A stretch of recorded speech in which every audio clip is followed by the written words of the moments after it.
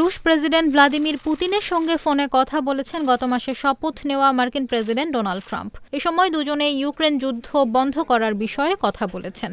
মার্কিন সংবাদ মাধ্যম নিউ ইয়র্ক পোস্টকে গত শুক্রবার নিজেই এই তথ্য জানিয়েছেন ট্রাম্প।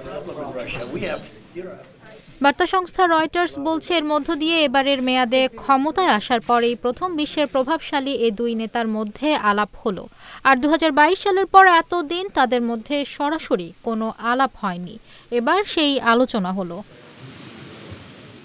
ক্ষমতায় আসার আগে থেকেই ট্রাম্প বলে আসছেন তিনি যুদ্ধ বন্ধ করে দেবেন।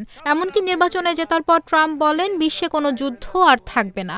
তবে ঠিক কিভাবে তিনি যুদ্ধ বন্ধ করবেন সে ব্যাপারে কিছু বলেননি। ইউক্রেন যুদ্ধ ইস্যুতে গত সপ্তাহে ট্রাম্প জানান এ নিয়ে তারা কাজ করছেন। এমনকি কিছু অগ্রগতি এসেছে বলেও মন্তব্য করেন এই নেতা।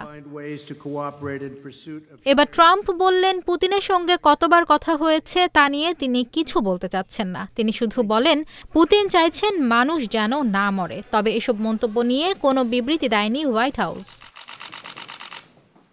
এ ব্যাপারে ক্রেমলিন মুখপাত্র দিমিত্রি পেসকভ বার্তা সংস্থা তাসকে বলেন আলোচনার বিভিন্ন ক্ষেত্র তৈরি হয়েছে, বিভিন্ন চ্যানেলে এসব যোগাযোগ হচ্ছে।